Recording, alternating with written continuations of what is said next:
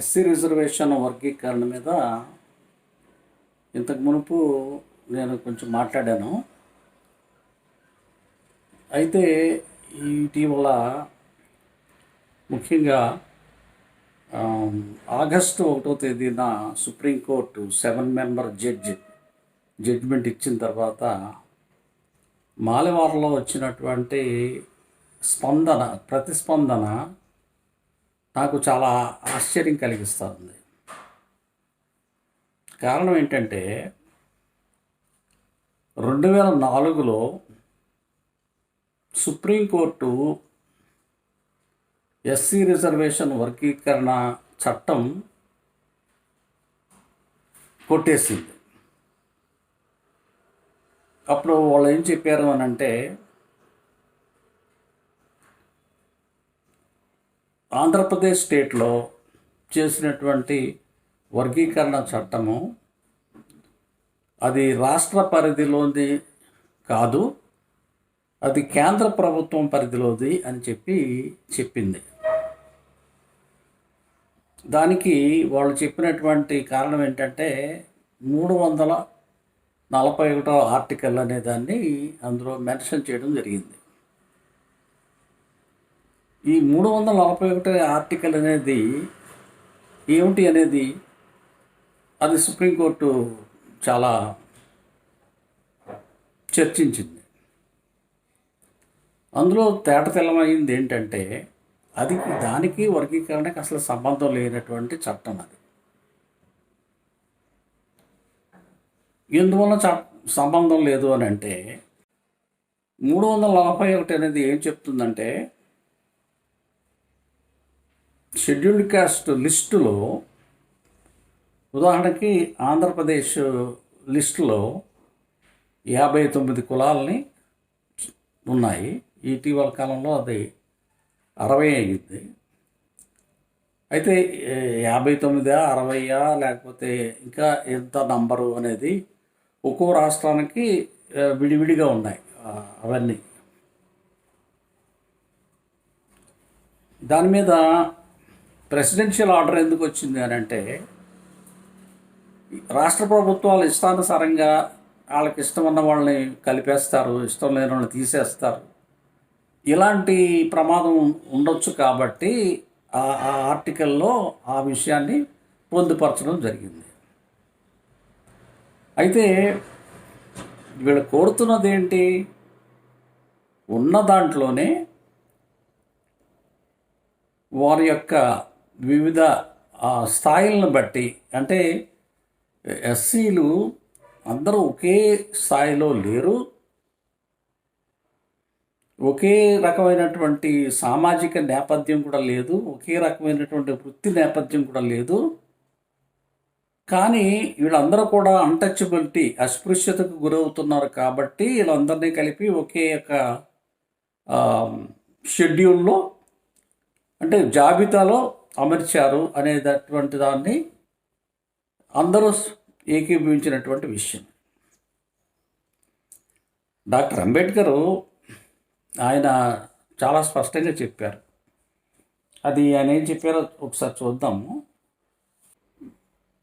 ప్రాతినిధ్యం యొక్క పరిమాణం ఎంత ఉండాలి అనే దాన్ని ఆయన ఏమన్నారంటే, అంబేద్కర్ ప్రసంగాలు మరియు రచనలు రాష్ట్రాలు మరియు మైనారిటీలు అనేటటువంటి వాల్యూమ్లో 401వ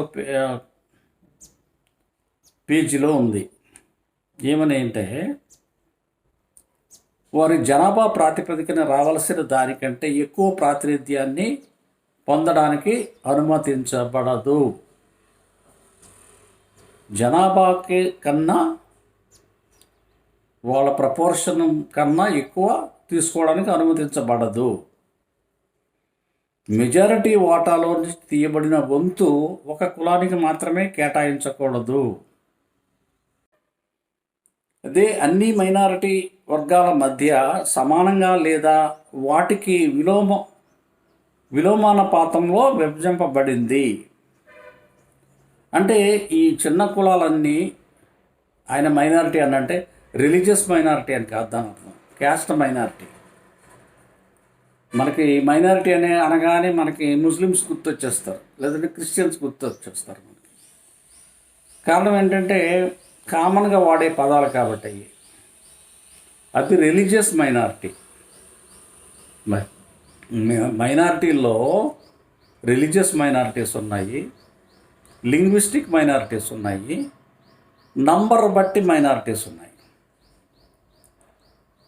అంచేత ఇక్కడున్న వాడబడినటువంటి మైనారిటీ అనే మాట ఏంటంటే నంబర్. ఉదాహరణకి 59 కులాల్లో అన్ని కులాలు ఒకే రకమైనటువంటి జనాభా కలిగి లేరు. కొన్ని కులాలు బొత్తిగా 100, 200, 300 ఇలా జనాభా కూడా ఉన్నారు. సో వాళ్ళందరినీ దృష్టిలో పెట్టుకొని ఆ మాట ఆయన వాడడం జరిగింది అన్నమాట. ఆయన ఏం చెప్తున్నారు అని అంటే, ఏ ఒక్క కులం కూడా వాళ్ళ జనాభా కన్నా ఎక్కువ ప్రాతినిధ్యం పొందకూడదు, అంటే ప్రపోర్షనల్ రిప్రజెంటేషన్ ఉండాలి అనేది ఆయన చెప్పడం జరిగింది.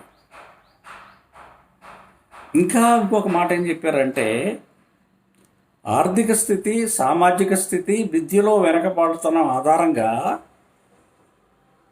మెజారిటీ ఓటాలో నుంచి తీయబడిన వంతు ఒక కులానికి మాత్రమే కేటాయించకూడదు, అన్ని మైనారిటీ వర్గాల మధ్య సమానంగా లేదా వాటికి విలోమానుపాతంగా విభజించబడాలి అని చెప్పారు. అంటే ఏంటి, వాళ్ళ జనాభా మరీ తక్కువ ఉన్నప్పుడు కూడా వాళ్ళ యొక్క బ్యాక్వర్డ్నెస్ని బట్టి వాళ్ళకి అవసరమైతే ఎక్కువ ఇవ్వాలి అనేటటువంటిది కూడా డాక్టర్ అంబేద్కర్ చెప్పారు. ఇంకొక మాట జస్టిస్ విఆర్ కృష్ణ అయ్యర్ గారు ఏం చెప్పారంటే, ఆయన రాసిన పుస్తకం doctor Ambedkar and the Dalit future అనేటటువంటి ఒక పుస్తకంలో ఆయన చెప్పిన విషయం ఏంటంటే, షెడ్యూల్డ్ కులాల్లో కొన్ని ఉన్నత మరియు కొన్ని తక్కువ కులాలు అనేక పొరలతో రూపొందించబడడంలో సందేహం లేదు. సెక్రటరీ టు గవర్నమెంట్ ఆఫ్ ఇండియాతో ఒక కమిషన్ నియమించబడింది. ఆ కమిషన్ పేరే లోకూర్ కమిషను. ఈ లోకూర్ కమిషన్లో ఆయన ఆ కమిటీ ఏమైనా అభిప్రాయపడిందంటే, it has been in evidence for some time that the lion's share of the various benefits and concessions earmarked for scheduled castes and tribes are appropriated by numerically larger, politically well-organized communities. ఇక్కడ ఏమన్నాడు, 2 మాటలు ఉపయోగించాడు. ఒకటి ఏంటంటే numerically larger and politically well organised communities. వాళ్ళు ఎక్కువ భాగాన్ని తీసుకుంటున్నారు. Smaller and more backward communities have టెండెడ్ to get lost in democratic process. ఈ డెమోక్రాటిక్ ప్రాసెస్లో చిన్న కులాలు, తర్వాత ఇంకా వెనకబడినటువంటి కులాలు అదృశ్యమైపోతున్నారు. ది గెట్ లాస్ట్ అనే మాట వాడాడు ఆయన.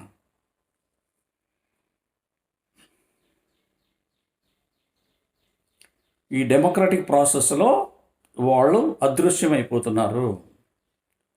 దో most deserving of the special aid, వాళ్ళకి నిజానికి ఎక్కువ సహకారం పొందాల్సినటువంటి కులాలు అని చెప్పి. As remedial measures to rectify the malady, ఈ లోపాన్ని సరిదిద్దాలని అంటే committee suggested that the various castes and tribes in list should be administratively classified and categorized so as to give higher priority for comparatively less advanced అనేటటువంటి దాన్ని ఆయన Lokur commission చెప్పింది. అంటే ఇది ఎప్పుడు చెప్పింది? 1965లో చెప్పింది. 65లో చెప్పింది అని అంటే ఇప్పటికే ఎన్ని 60 సంవత్సరాలు అయింది. ఈ ఈ ఆయన చెప్పినటువంటి మాట ప్రకారం కనుక ప్రభుత్వాలు చర్యలు తీసుకుని ఉండుంటే ఈరోజు ఈ సమస్యలు ఉత్పన్నమయ్యేవి కాదు, ఇంత వ్యత్యాసాలు పెరిగిపోయేవి కాదు. మనం చూస్తున్నాం కదా, మర్డర్ కేసులో ఉన్న వాళ్ళు, మర్డర్లు చేసిన వాళ్ళు కూడా వాళ్ళు లోయర్ కోర్టులో శిక్ష పడితే హయ్యర్ కోర్టుకి వెళ్ళి కొట్టించేసుకోవడం అనేది మనం చూస్తూ ఉన్నాం. ఈ పేదవాళ్ళు హయ్యర్ కోర్టులకు వెళ్ళలేరు కాబట్టి ఆ హయ్యర్ కోర్టులో ఆ కేసు మీద పడినటువంటి శిక్షలు తీసేస్తూ ఉన్నారు, తప్పించుకుంటున్నారు. అలాగేంటంటే డబ్బున్న వాళ్ళకి పక్షంగా కోర్టులు ఉంటున్నాయి నార్మల్గా. ఆ ఆధారంగా చేసుకుని ఇక్కడ కోర్టుల చుట్టూ తిప్పడం జరుగుతూ ఉంది. మరైతే సరే, అదే కోర్టు చెప్పింది కాబట్టి, సుప్రీంకోర్టు చెప్పిన మాట మనందరికీ మనం నడుచుకోవాల్సినటువంటి విధానం కాబట్టి, ప్రభుత్వాలు కూడా కోర్టు ఇచ్చినటువంటి తీర్మానం ప్రకారం, తీర్పు ప్రకారం నడుచుకోవాలి కాబట్టి కోర్టే ఫైనల్. సరే, కోర్టు కాదు, జిల్లా కోర్టు కాదు, రాష్ట్ర కోర్టు కాదు, సుప్రీంకోర్టు చెప్పింది. సుప్రీంకోర్టులో 5 మంది చెప్పినటువంటి న్యాయం కాకుండా 7 మంది చెప్పిన న్యాయం అని చెప్పేసి ఇన్ని జరుగుతూ ఉన్నా కూడా మన రాష్ట్రంలో అసెంబ్లీ ఏకగ్రీవంగా తీర్మానం చేసింది కదా. పోనీ నార్మల్గా ఏదైనా ఒక బిల్లును ప్రవేశపెట్టినప్పుడు అసెంబ్లీలో కానీ పార్లమెంట్లో కానీ బిల్లులు ప్రవేశపెట్టినప్పుడు చర్చ జరుగుతుంది. చర్చ జరిగినప్పుడు సామాన్యంగా చాలా బిల్లుల మీద వాదన జరుగుతుంది. చాలాసార్లు వాకౌట్లు కూడా జరుగుతుంటాయి. అవన్నీ మనం చూస్తున్నాం కదా, లైవ్లో చూస్తున్నాం కదా. అలాంటిది ఈ శాసనసభ ఏకగ్రీవంగా తీర్మానం చేసినటువంటి శాసనసభ మరి ఏకగ్రీవంగా చేశారు అని అంటే అందులో ఆల్రెడీ ఈ బయటకు వచ్చి వర్గీకరణ వ్యతిరేకించే వాళ్ళు కూడా అందులో ఉన్నారు కదా. అప్పుడు అక్కడ దానికి ఆమోదం తెలిపారు కదా. ఆమోదం తెలిపినటువంటి వాళ్ళు మళ్ళీ బయటకు వచ్చిన తర్వాత, శాసనసభలోంచి బయటకు వచ్చిన తర్వాత మాటలు మార్చడం అనేది ఏ విధమైనటువంటి న్యాయం అది? ఇది నాకు ఆశ్చర్యం కలిగించేది, బాధ కలిగించే విషయం కూడా అదే. నాకే కాదు, ఎవరికైనా అదే కలిగిస్తుంది. ఇంకా విచిత్రమైనటువంటి వాదం ఏంటంటే, మొన్నటిదాకా మొదట ఏమన్నారు, మేము అన్నదమ్ములము, మేమంతా ఒకటే కులము, మమ్మల్ని కావాలని విడదీస్తున్నారు, మమ్మల్ని కావాలని అగ్రవర్ణాలు కుట్ర చేసి మమ్మల్ని విడదీస్తున్నారు అని చెప్పేసి ఒక వాదాన్ని ప్రవేశపెట్టారు. ఆ వాదాన్ని చాలా బలంగా కూడా వినిపించారు. ఎందుకంటే నోరున్న వాళ్ళు మనం అసెంబ్లీలో చూస్తాం కదా, చాలామంది సభ్యులున్నా కొంతమందే మాట్లాడుతూ ఉంటారు. అదేవిధంగా నోరున్న వాళ్ళు ఎక్కువ మాట్లాడుతుంటారు. అదేవిధంగా వీళ్ళకి నోరు ఉంది కాబట్టి అలాగే మాట్లాడుతూ వచ్చారు. ఏమని, మేము అన్నదమ్ములము, మా అన్నదమ్ములను విడదీస్తున్నారు అని చెప్పేసి అన్నారు కొన్నాళ్ళు. కానీ ఇది నోటుతో చెప్పే మాటలు, అంటే మీడియా ముందుకు వచ్చి నోటుతో చెప్పే మాటలు. కానీ గ్రామాల్లోకి వెళ్తే గ్రామాల్లో ఏముంది? గ్రామాల్లో మాల వాళ్ళు వేరు, మాదిగ వాళ్ళు వేరు, అలాగే ఉన్న మిగిలిన ఉపకులాలు వాళ్ళ యొక్క ఆచారాలు, సాంప్రదాయాలు, వాళ్ళకి సమాజంలో లభించేటటువంటి విలువలు అవన్నీ కూడా చాలా వేరువేరుగా ఉన్నాయి. చాలా భిన్నమైనటువంటి ఆచారాలు, భిన్నమైనటువంటి విలువలు, వాళ్ళ యొక్క ప్రదేశాలు ఇవన్నీ కూడా విడివిడిగా ఉన్నాయి. కొన్ని కులాలు అయితే కొన్ని ప్రాంతాలకే పరిమితమై ఉన్నాయి. ఇలాగా చాలా డైవర్సిటీ ఉన్నటువంటి పరిస్థితి. హారిజాంటల్గా తీసుకుంటే డైవర్సిటీ ఉంది, వెర్టికల్గా తీసుకుంటేనేమో ఒకదాని మీద ఒకటి దొంతరలుగా ఉన్నాయి. ఇలాగా ఉన్నది ఈ నిజము అని కమిషన్లు అన్నీ మొరపెట్టుకుంటున్నాయి. ఈ మొరపెట్టుకుంటున్నా కూడా దాన్ని వినకుండా, చదవకుండా, చదివినా అది లేనట్టుగానే భావించుకోవడము, ప్రచారం చేయడం జరుగుతూ ఉంది.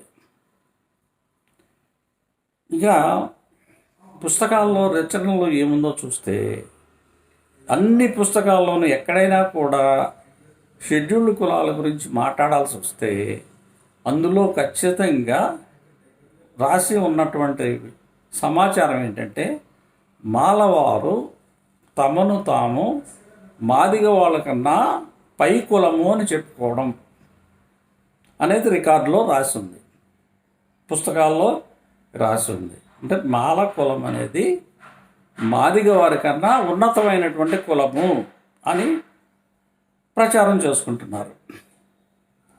ఆ ప్రచారమే అది గ్రంథస్థాలు అయ్యాయి. నాకు కొంతమంది మిత్రులు, అంటే ఉన్నత కులాలకు చెందినటువంటి మిత్రులు కూడా చెప్పడం జరిగింది. అరే, మా పొలంలో పనిచేసుకుంటున్నప్పుడు మాలవాళ్ళు పొలంలో పనిచేస్తున్నారు, వాళ్ళు మధ్యలో మంచినీళ్ళు కావాలని అడిగారు. మంచినీళ్ళు కావాలని అంటే మంచినీళ్ళు నా దగ్గర లేవు, ఇక్కడే మాదిగపల్లి ఉంది, మాదిగపల్లికి వెళ్ళి మేమైనా అక్కడికి వెళ్ళి తాగుతాము, వాళ్ళ దగ్గరే తాగుతాము, మీరు వెళ్ళి తీసుకోండి అంటే లేదది వాళ్ళ కులం మాకన్నా తక్కువ కులం వాళ్ళు, వాళ్ళ దగ్గర మేము నీళ్లు తాగము అని చెప్పారా. నాకు ఆశ్చర్యం వేసింది. ఇదేంటి ఇక్కడ ఇంత వ్యత్యాసం ఉంటుందా, మేము తాగుతున్నాం కదా, అక్కడికి వెళ్ళి మీరు తాగకూడదా అని చెప్పేసి ఆ మిత్రుడు నాతో చెప్పాడు. ఇలాగా మేము మా కులం గొప్పది, మా కులం పై స్థాయిలో ఉన్నటువంటి కులము, మేము చాలా మేధావులము, బాగా కష్టపడ్డాము, మేము బాగా చదువుకున్నాము, మేము ఉన్నతమైన పదవులు కష్టంతో సాధించుకున్నాము అని వాదిస్తూ ఉన్నారు. సంతోషమే, తెలివిగల వాళ్ళు ఉండాలనే కోరుకుందాం, తెలివిగల వాళ్ళు ఉండాలని కోరుకుందాం, డెవలప్ అవ్వాలని కూడా కోరుకుందాం.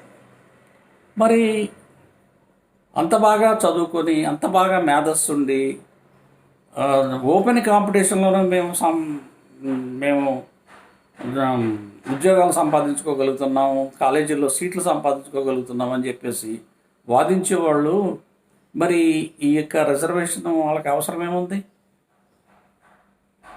రిజర్వేషన్ అవసరం లేదు కదా. ఈ అంశాన్ని ఇప్పుడు కాదే, 60 సంవత్సరాల పూర్వమే గవర్నమెంట్ వేసినటువంటి government official senior most IAS అధికారి నాయకత్వంలో వేసినటువంటి లోకూర్ కమిషను దాన్ని కన్ఫర్మ్ చేసింది కదా. వాళ్ళు కొన్ని కులాలు బాగా డెవలప్ అయ్యాయి, కొన్ని కులాలు డెవలప్ కాలేదు, కానటువంటి వాళ్ళకి కొంత మనం వెసులుబాటు కల్పించకపోయినట్లయితే ఈ వ్యత్యాసం ఇంకా పెరిగిపోయి అగాధం ఏర్పడి ప్రమాదం వస్తుందని చెప్పేసి వాళ్ళు హెచ్చరించారు కదా. ఇన్ని జరిగినా కూడా ఇప్పుడు ఇది సుప్రీంకోర్టు జడ్జిమెంట్ తప్పు అంటారు, ఇది రాజకీయ పార్టీలు చేసిన కుట్ర అంటారు. కోర్టు తప్పే, రాజకీయ పార్టీలు తప్పే, అందరూ తప్పే.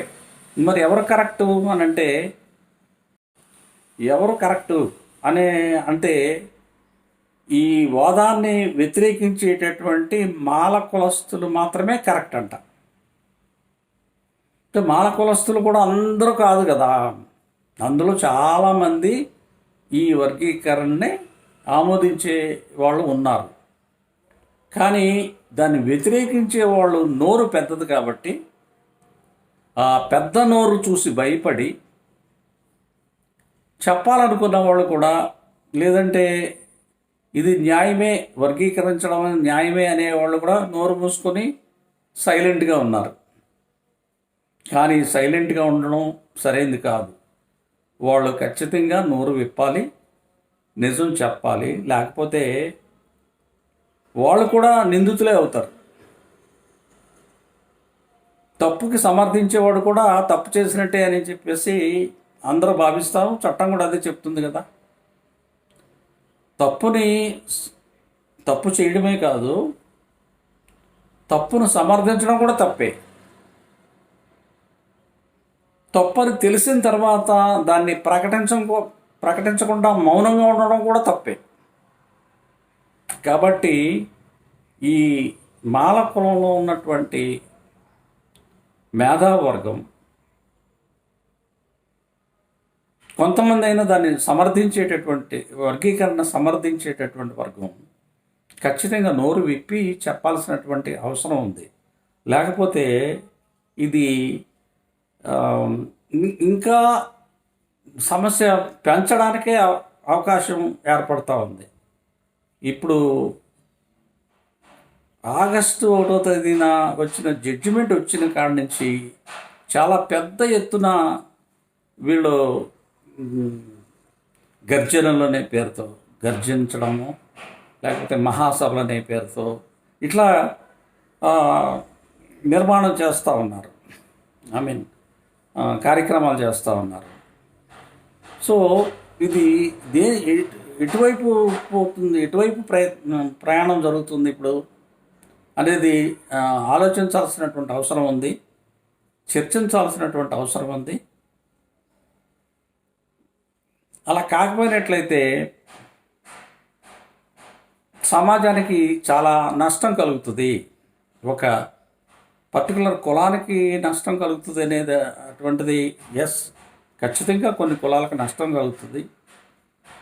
మరి న్యాయాన్ని సమర్థించాల్సినటువంటి అవసరం సమాజానికి ఉంది, వ్యక్తులకి ఉంది, మేధావులకి ఉంది.